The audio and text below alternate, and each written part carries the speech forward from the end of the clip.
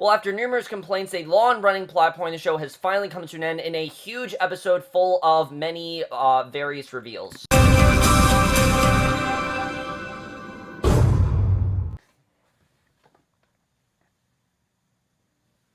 Hey guys, remember for Riverdale, Season 1, Episode 4, Chapter 4, The Last Picture Show, and I was definitely really looking forward to this episode. As you guys know, I've really been enjoying the show. Sorry it took me so long to review this episode. I don't know why, but I now have 2 episodes to review, and of course I can't review, last night's episode until I review this one, and like I said, I was definitely really looking forward to this one overall, and I will say I did think this episode was a bit of an improvement over the last one because we did get back into storylines that actually were long-running. There was a lot going on this episode, an episode that was chock full reveals, and it did end a plot point that I have been complaining about nonstop, which I was very happy about. That seemingly ended. However, it actually did take front and center, so as you can imagine, this was not my favorite episode. I will definitely say that, because of the, very big focus. The main focus of this episode was, of course, on Archie and Grundy, what this relationship really is like. As you guys know, I've been very against this relationship and the whole plot in general since day one, and this episode kind of clears things up, but kind of doesn't. But let's just get in this episode and talk about it overall.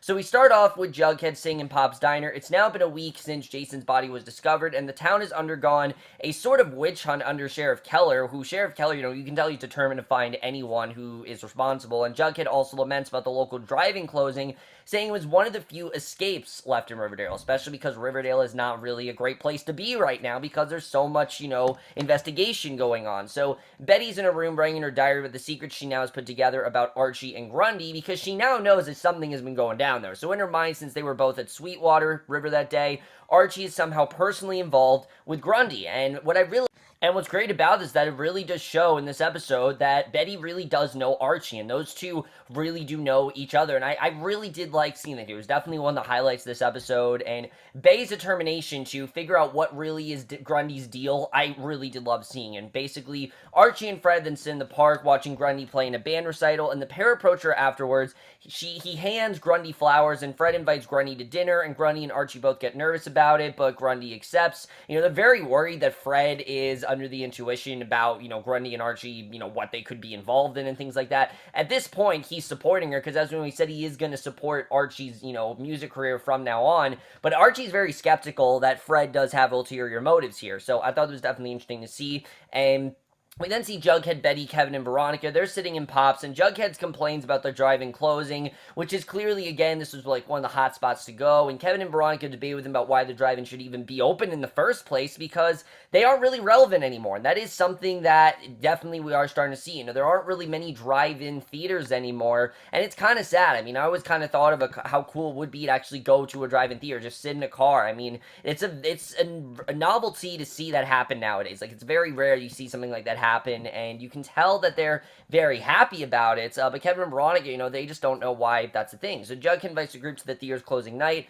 Veronica notices that Betty isn't contributing to the conversation, asks if she's okay. Betty assures her that she's fine as the pair is served their burgers by Hermione, and Cheryl and her minions are then at the other end of Pops, and Cheryl says she wishes she hadn't put Veronica on the Vixens, given her mom's current reputation. And of course, she doesn't trust Veronica right now, so Hermione comes over to get the tables checked. Cheryl tells her not to steal any of the money, and Veronica approaches the table to say something, but Hermione defends herself, saying that the Blossom family doesn't understand differences between having money and having class. There's a huge difference between those two things, because sure, definitely they do have a lot of money and they are quite rich, but they definitely do lack class. And I have to say, this is probably my favorite Cheryl episode. I really love what they did with Cheryl in this episode. And as the episodes go on, they are giving more and more good stuff for Cheryl to do, because we're really starting to realize why she is the way she is. She's been very badly influenced by her parents and things like that. And I really did like seeing Cheryl in this episode. But Veronica sits back down in the booth, which she notices Archie, Fred, and Grundy entering the diner. Betty gets up, approaches them. She convinces Archie to step outside with her. And outside the diner, Archie confronts Betty confronts Archie about him being at the river with Grundy. He asks if Jughead told her, and she's surprised that Jughead actually knows about it, and that she was the only one. And she feels like a fool, obviously. She really feels like she was the one left out, because literally everyone knew except for Betty. And inside the diner, Veronica asks the conversation outside has to do with her. Jughead says no, but Veronica walks outside anyway, basically to figure out what's going on. But Betty asks Archie if he and Grundy are together. Veronica overhears, joins in the conversation, and both girls tell Archie that this secret could lead to jail, especially since Archie lied to Keller about him being at the river alone. This could end up very badly for him. So Alice drives up, makes Betty into her car, scolding her about continuing to associate with Archie and Veronica. We know that she really wants her to have, nothing to do with them. So the pair drive away. Veronica tells Archie that he's in too deep, and yeah, they really do have some great points here. You can see that they're doing whatever they can to help out Archie, and Archie's denial really is one of the more annoying things here. You can understand that he kind of has fallen for Grundy in this episode, and he kind of, while he does want to listen to Betty and Veronica, he is kind of falling for Grundy, and it definitely is kind of clouding his judgment a bit. So Beth writes in her diary, she pauses and Googles Grundy, and Cheryl and her minions and send a car outside Pops. Cheryl watches Hermione being scolded by a man because she really does not trust Hermione right now. She knows that there's definitely something shady going on there, who Cheryl reveals to be a Southside Serpent, so we don't really know what that's all about. But the next day, Archie and Jughead walk through the halls of Riverdale High. Jughead hands out flyers for the closing night party, while Archie complains to Jughead about the fact that Betty and Veronica know his secret, and he knows it's a very bad situation for him, because now they know what's going on, they could do anything, and Archie asks if Betty's gonna write about the affair in the paper, because now we know that Betty is, writing for the paper and everything, which Jughead finds preposterous, and Jughead points out that Betty wouldn't do such a thing to hurt Archie, even though she does have a point that Grundy and Archie won't last long term, which, yeah, I definitely would agree with that. I don't even think they'd last short term. I think that Grundy is kind of just playing Archie, but that's my personal opinion. Archie makes Jughead promise to warn him if Betty does anything about his and Grundy's affair, and Betty then sits with Grundy in the music room and basically interrogates her, like straight up interrogates her. She tries to make it like a calm interview, but she's basically interrogating her. She says she's interviewing her for the blue and gold, and Betty asks Grundy for a list of the previous schools that Grundy has worked at. Grundy nervously answers, saying that those schools only offered her temporary teaching jobs, and I have to say, after this episode, I don't believe a single thing that comes out of this woman's mouth. We find a lot about Grundy, but a lot of it's very questionable and doesn't really make a ton of sense, because Betty then asks Grundy if she has ever done independent study, like she's currently doing with Archie, before, and Grundy says yes. She names several students she had worked with, including Jason Blossom, and Betty asks if Grundy had found Jason attractive, and Grundy says she doesn't think of her students in that way, and you can tell she's doing whatever she can to hide the fact that she and Archie were together. And here's the thing I can't stand, is that Grundy's not doing this for Archie's benefit at any time. She's doing it to protect herself, and to basically so she can protect her own ass, and she won't just fess up to what she did. I understand, she's not just gonna straight up say what she did, but Grundy as a character, I've never really found that compelling. I found her to be very one-sided, just really unlikable, and it just, I don't know, I didn't really like her here. But Betty starts to apologize. Grundy gets up and leaves anyway. But in this new lounge, Veronica asks Kevin to go with her to the closing night party, and Cheryl comes in telling Veronica she feels bad about the great lengths that Hermione has to go to provide for their family, and Veronica asks why Cheryl feels threatened, and Cheryl tells her about seeing Hermione with the Southside Serpent, and Kevin explains the Southside Serpents are a biker gang in town that deal drugs and steal from people. So yeah, Hermione definitely is in some deep shit, and you can definitely tell she's in some sort of crooked job. We don't really know what that's all about, but Veronica arrives at home where Hermione's trying to unwind after work, and she confronts Hermione about the photo. Hermione tells her not to worry, that she was being polite with a friend from high school, and Hermione assures her not to worry. So there's that's definitely not the truth. She's basically probably just saying this to calm her down, but there's more going on there, definitely. And this reveal I do find a lot more compelling. I have to say that all the other stuff in this episode, besides the Archie Grundy stuff, I definitely found a lot more compelling, and this is a very good example of that.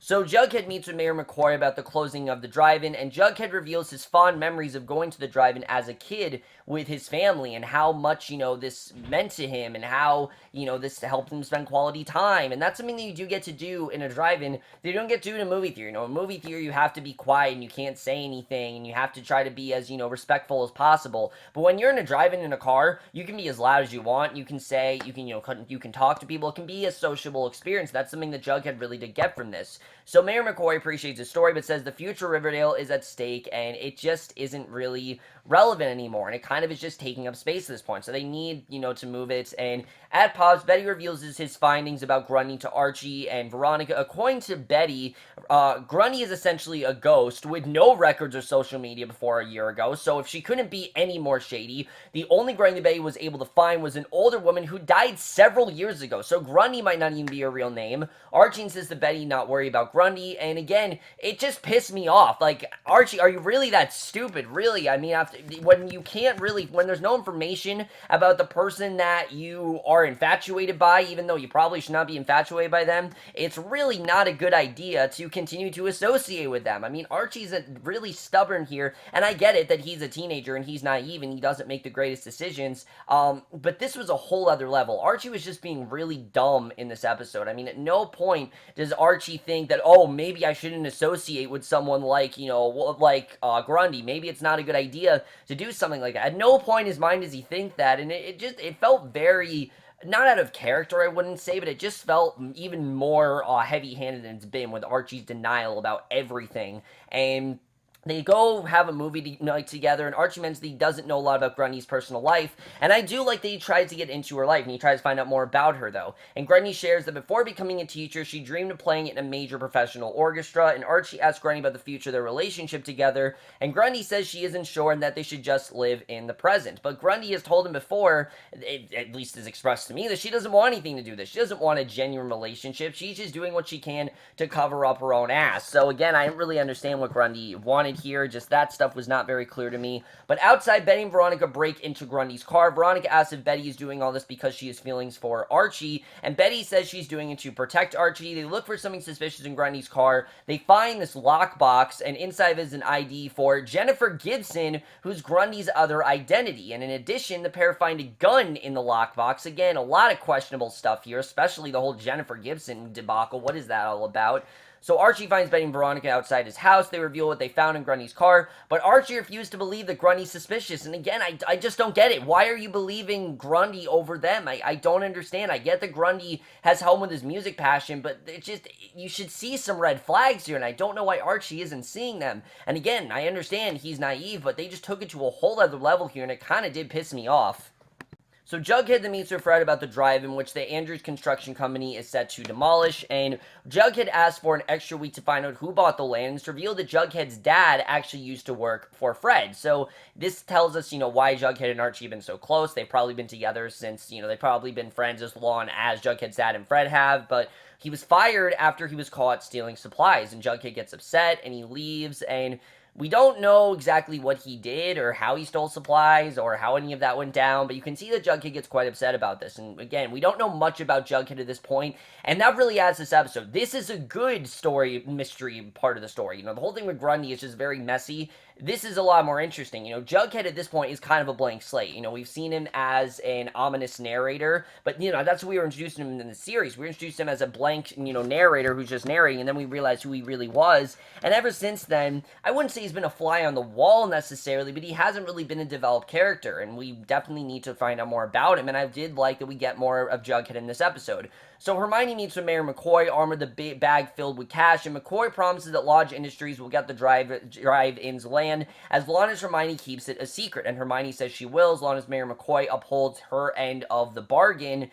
And basically, we can tell that McCoy is not at all happy with what Hermione's doing, so Archie stands in Grundy's house upset. He asks about her real name being Jennifer Gibson, and when she gets tense, she comes up with this ridiculous story that I don't for a second believe is true, where basically she tells him that she had this abusive husband and created a new identity to escape him, and it's a mess, really. It makes no sense whatsoever, and I, for not a second, would believe something like that. I mean, none of that sounded like it actually was true.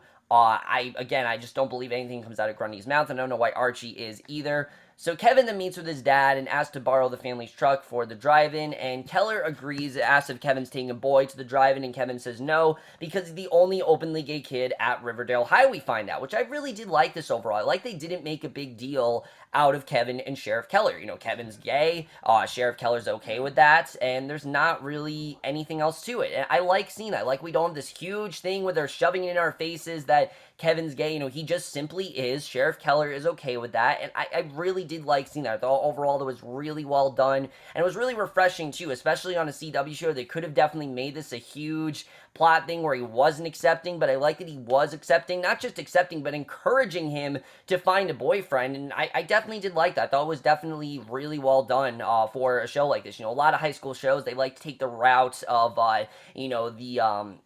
the gay or lesbian's parents being unaccepting, but they didn't do that here, and I like they went in that direction. It's one less, ridiculous drama that the show, tends to do. I like the way the show tries to steer away from those kind of tropes and do something different with that, and that's something that kind of is bugging me about the Archie Grundy plot. So Hal and Allison knock on Fred's door, asking that Archie and Betty stop spending time together. Fred assures that Archie isn't a bad kid, but Alice reveals that she's seen him sneaking out before, and Fred asks if Alice is spying on their family, and the couple turns around and leaves. So again, Fred is definitely starting to get suspicious of Alice. He knows there's definitely something going on with her, and I definitely did like seeing that animosity between these two in this episode, that I think is something that's going to play into future episodes, and I can't wait to see where that storyline's going to go too.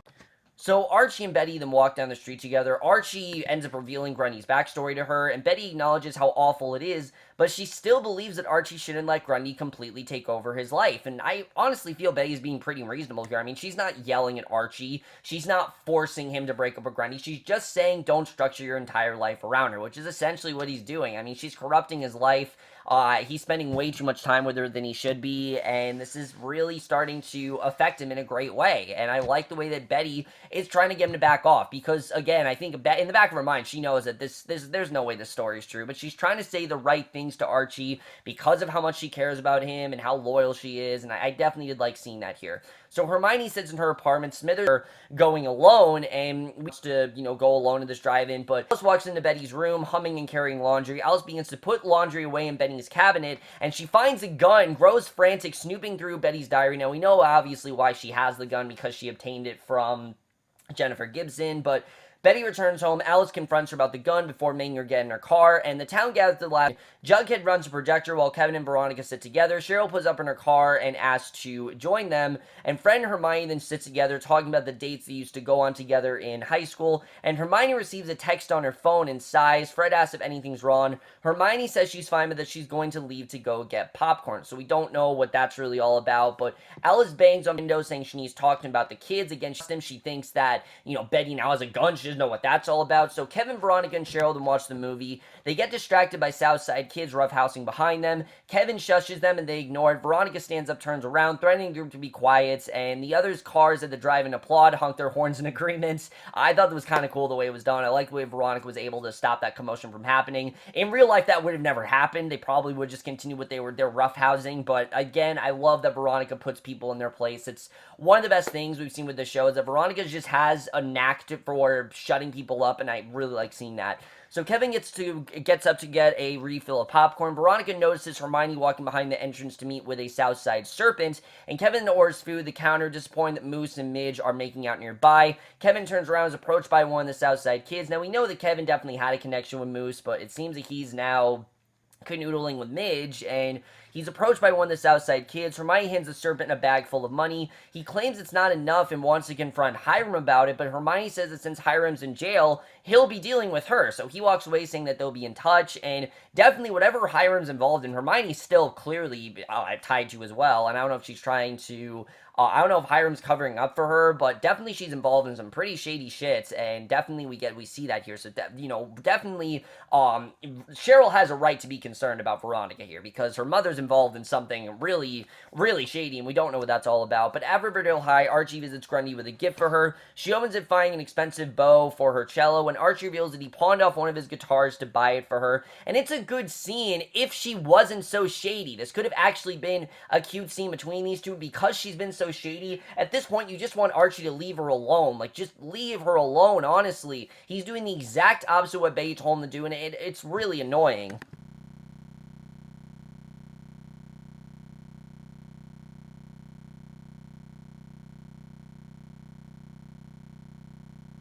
So the pair agree to end their music lessons together, but promise to still see each other around in the halls, and that's the exact opposite of what they need to not be doing. They should continue their music lesson together because Archie kind of needs them, and they shouldn't see each other, but they embrace when suddenly Alice bursts in with Betty and Fred in tow, and this scene is completely unrealistic. I'm not gonna lie, I thought this scene was really dumb. Alice confronts Archie saying that she already knows the details of their affair from Betty's diary, how she was able to look at this. I mean, we know she's overprotective of Betty, but how they all got there so quickly at exactly that time just felt very, very TV, and it just didn't feel realistic at all, so that definitely was kind of jarring. But back at the drive-in, Kevin makes out with the Southside Kid. He shares that his name is Joaquin, and Kevin puts his number into the boy's phone. Joaquin recognizes Kevin's last name, asks if he's a serpent will be a problem, since Kevin is the sheriff's son, and Kevin promises not to tell. So that's another secret that we have going on here. But Alice confronts Grundy, calling her a child predator. Archie comes to her defense, but Grundy tells him not to,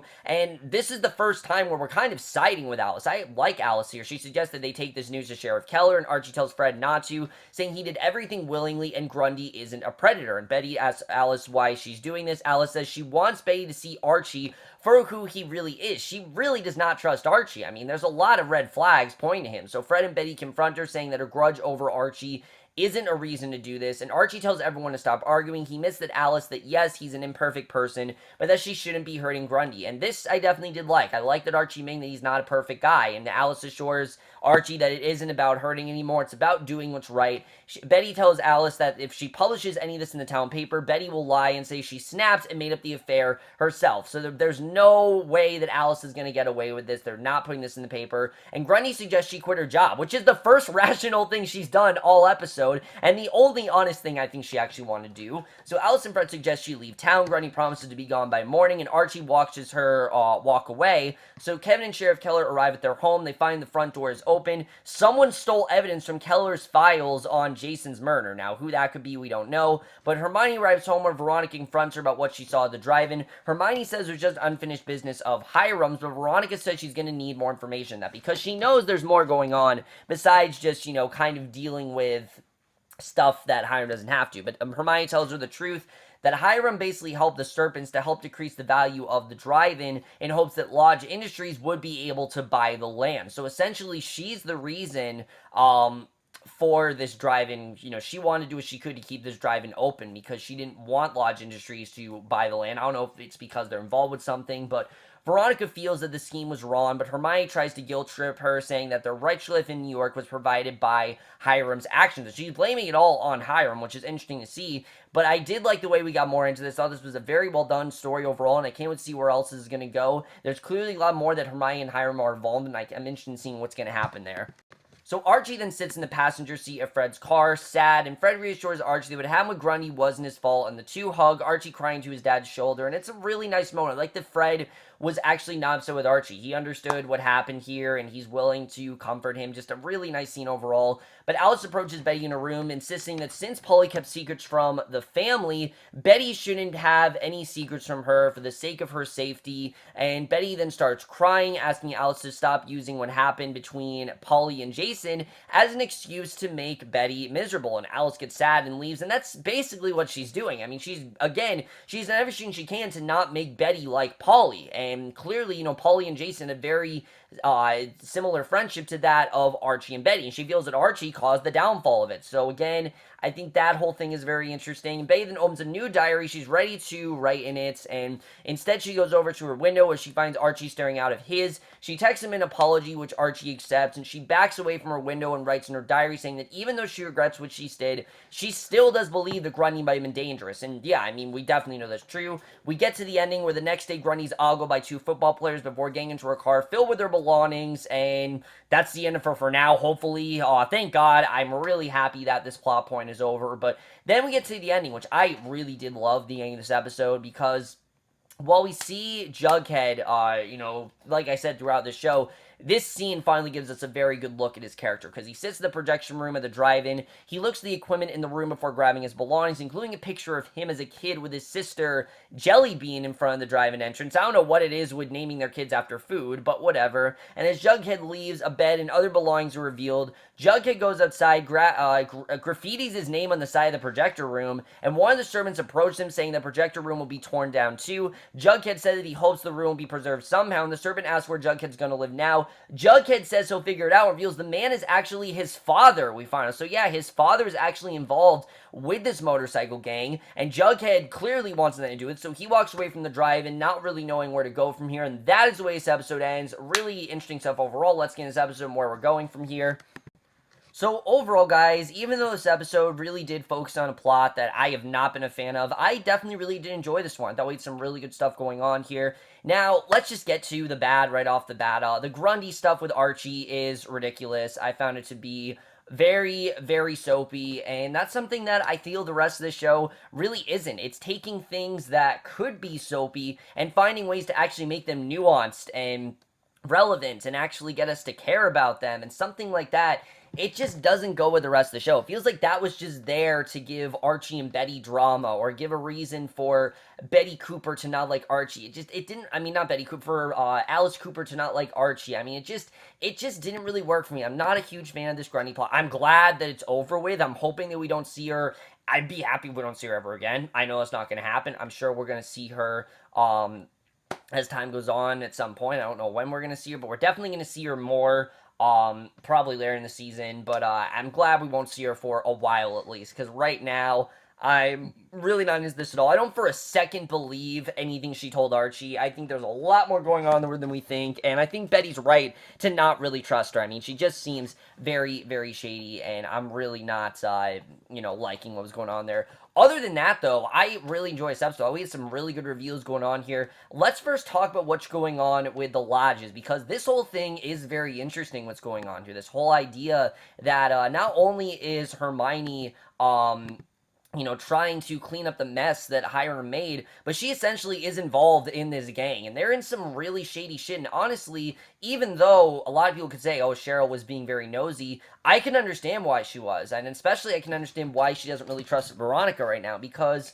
when you see everything that Hermione's doing, and the type of reputation that that gang has, I mean, it's some really shady shit, so I can totally understand why Cheryl doesn't trust Veronica right now, because she doesn't know the kind of place that Veronica came from. But Veronica is as in the dark as anyone right now. She doesn't know what's really going on with Hermione, and I think there's a lot more that Hermione is just not telling her. I don't think it's because Hermione doesn't want to. I think it's because she just doesn't want her daughter involved in that kind of thing. It's a very dangerous situation, and especially for Jughead, you can already tell that he wants no part of it, and his father's a serpent. So, I mean, clearly, there's a lot of stuff going on here that we don't know about, and that's something else I'm very interested in getting into, is what really is going on with the serpents. How long have they been around? How they what ties do they have to Hiram? What did Hiram do that put them in this situation? And especially Jughead, now we know a lot more about him, that he is trying to get away from this crime life, and he doesn't really know where he's really going to live now. He's kind of been living in the drive-in, and that's the reason why he didn't want it torn down, because he doesn't really have a place to sleep now. And I think that whole storyline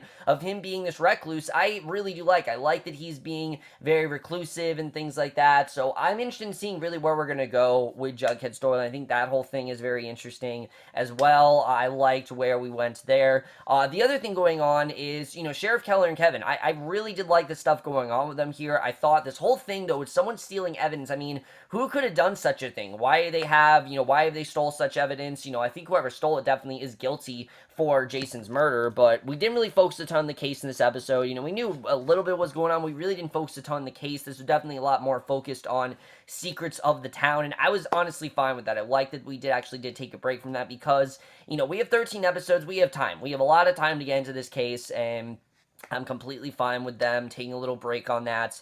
I thought this was particularly a really good episode for Betty. Like I said, it really did show Betty's care for Archie, and everything that Betty did, I could completely understand, what she was really doing here, and I can understand why she didn't want, she didn't want anything to do with Grundy, because she just didn't really trust her. There were a lot of red flags in what Grundy was doing, and again, I just don't really trust her. I actually kind of did sympathize with Alice in this episode. You can see what Alice is going through, that she really is looking out for her daughter, but she's doing it in a way that's really making her very insecure, and she's really making it, really battle her emotionally. So I don't really know what's going to happen there. Overall, guys, I definitely did enjoy this episode, but if it hadn't been as focused on Grundy and Archie, I would have enjoyed this episode a lot more. I thought there was some really great stuff introduced here. I'm definitely very interested in getting into, and I'm happy to see the Grundy storyline is finally done, because now the show can move on. Now I can actually enjoy the show, and I don't have to worry about, seeing Grundy and Archie. I wasn't involved in that storyline. I'm hoping that Archie gets something better. I'm thinking from here on out, it's going to be Archie focusing on his music career, also kind of if he likes Betty or not, which I think is a much more interesting storyline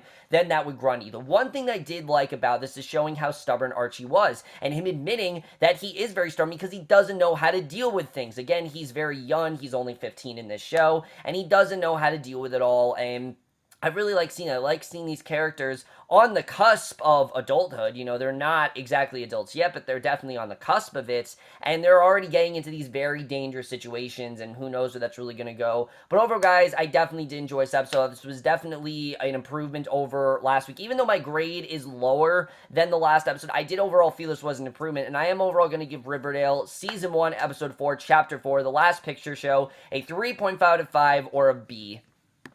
So for guys who made this episode of Riverdale, let me know what you guys thought of this episode overall. Loved your thoughts on it. Do you like where the show is going? Do you like that Grundy's gone? I'm very happy to see Grundy's finally gone. But that's my review. Hope you enjoyed it. We'll see you guys in the next one, which will be for last night's episode of Riverdale, and I will see you guys for that. Okay, bye.